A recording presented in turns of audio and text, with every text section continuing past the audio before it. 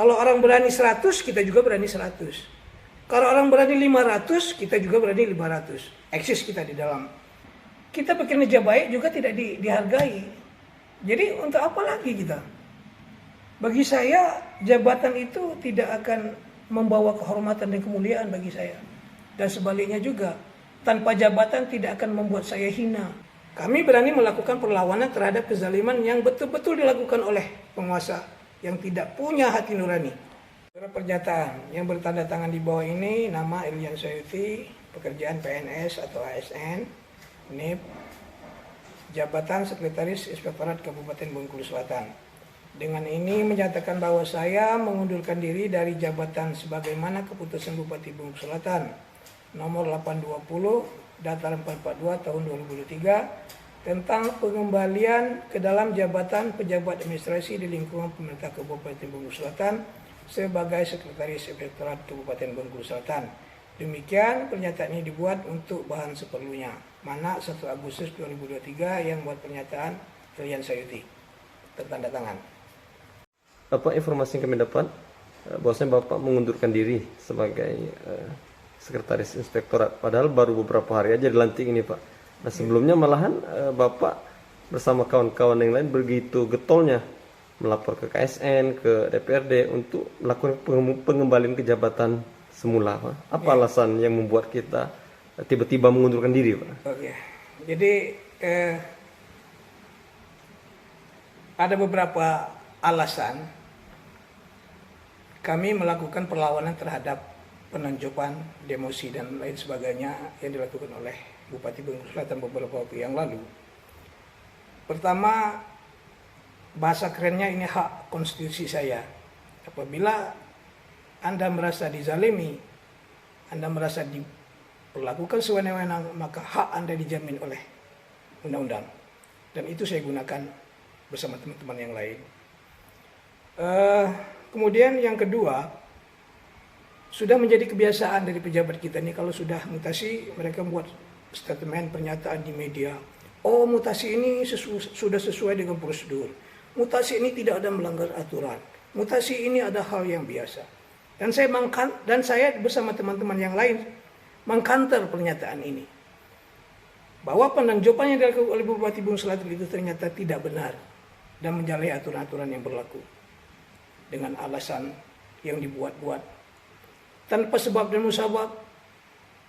Tiba-tiba kami dinonjobkan. Nonjob ini adalah hukuman disiplin Pak. Seharusnya ya tidak seperti ada proses, ada prosedur yang harus dilalui. Kemudian yang ketiga, alasan yang ketiga mengapa kami melakukan perlawanan secara konstitusi, agar kedepannya tidak ada lagi perbuatan sewenang-wenang terhadap semua ASN yang ada di Bengkulu Selatan ini. Dan alhamdulillah dengan adanya perlawanan yang kami lakukan dengan melapor ke lembaga-lembaga yang resmi menangani persoalan-persoalan administrasi birokrasi, ya Bupati akan berpikir dua kali. Kalau tidak ada perlawanan yang kami lakukan, barangkali pimpinan kita ini setiap minggu, setiap bulan melakukan penonjoban terhadap kawan-kawan ASN yang lain. Dan alhamdulillah dengan adanya laporan yang kami lakukan, bahkan BKN sendiri merasa memberikan A+ kepada kita. Berani melaporkan pimpinan kepada atasan. Pimpinan yang tentunya selalu yang tidak berpegang kepada aturan yang berlaku. Baru di Bengkulu Selatan, kata orang BKN pada saat kami melakukan Zoom meeting, yang secara vulgar melakukan perlawanan seperti ini. Dan itu bagus katanya. Itu.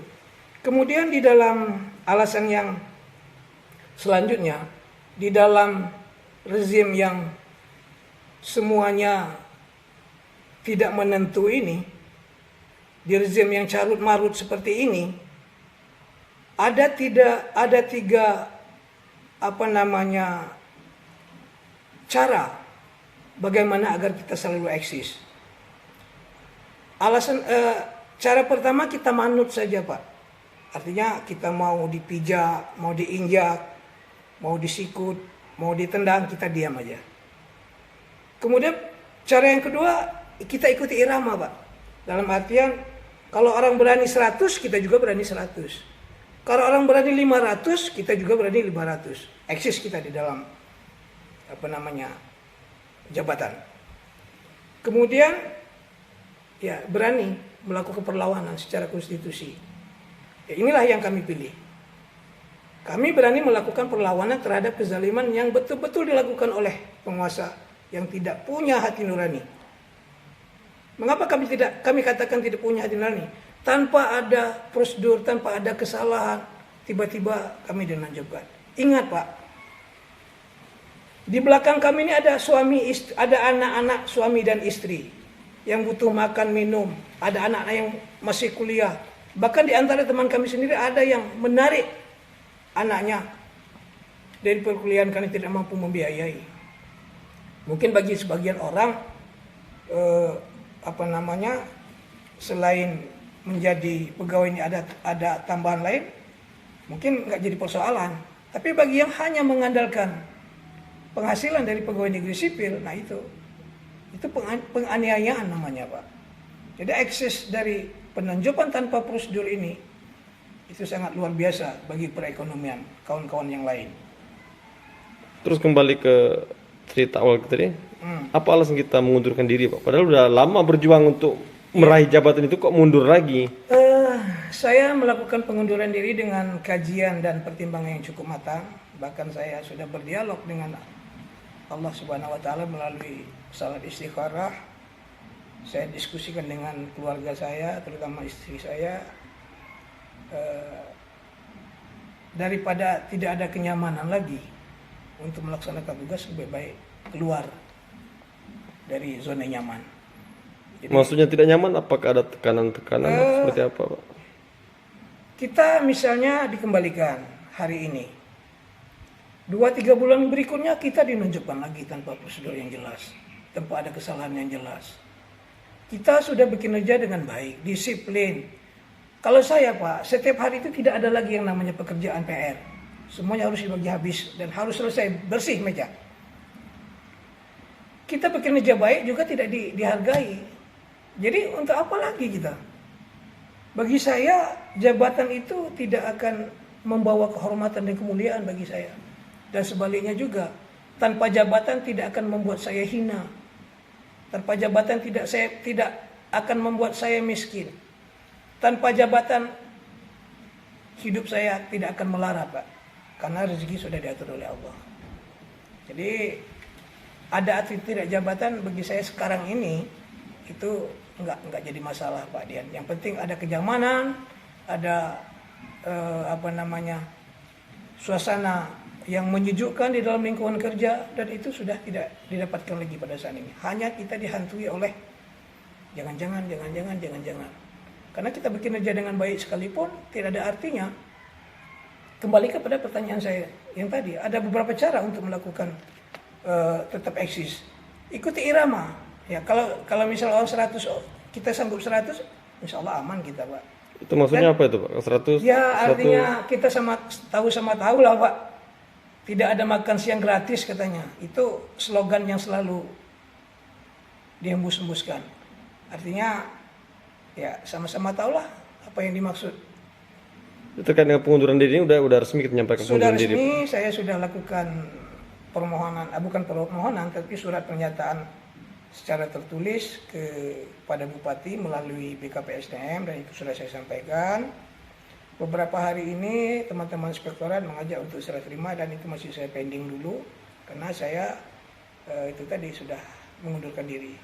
Jadi terakhir ini Pak, pesan saya kepada kawan-kawan yang diberikan amanah dari semua tingkatan, mulai dari tingkat terendah sampai tingkat tertinggi pengambil kebijakan. Kalau jadi pemimpin, apakah dia kasubag, kabag, kasih, kabid, dan sebagainya, bahkan pengambil kebijakan tertinggi sekalipun, jadilah pemimpin yang teladan.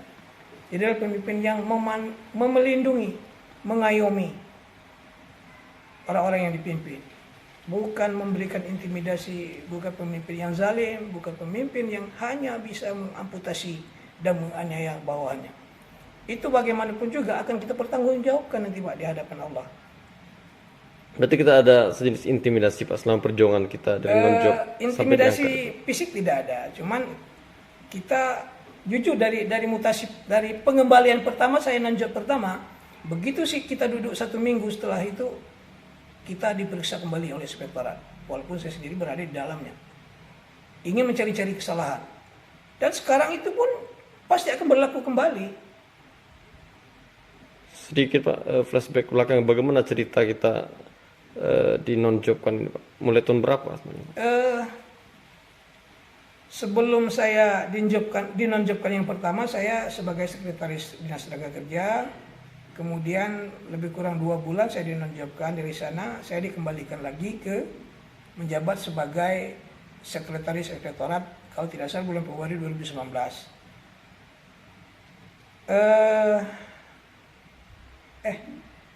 2022. 2019 saya dikembalikan lagi, saya lupa tahunnya, tanggal apa bulannya. Kemudian di 2022 yang lalu, tanpa alasan sama sekali, tanpa prosedur yang benar, saya dinonjolkan lagi bersama kawan yang lain. Jadi memangnya jabatan ini punya nenek moyang mereka, sehingga mereka seenak perutnya menunjukkan orang tanpa prosedur yang benar, sehingga kami melakukan perlawanan, dan perlawanan kami ternyata memang berhasil.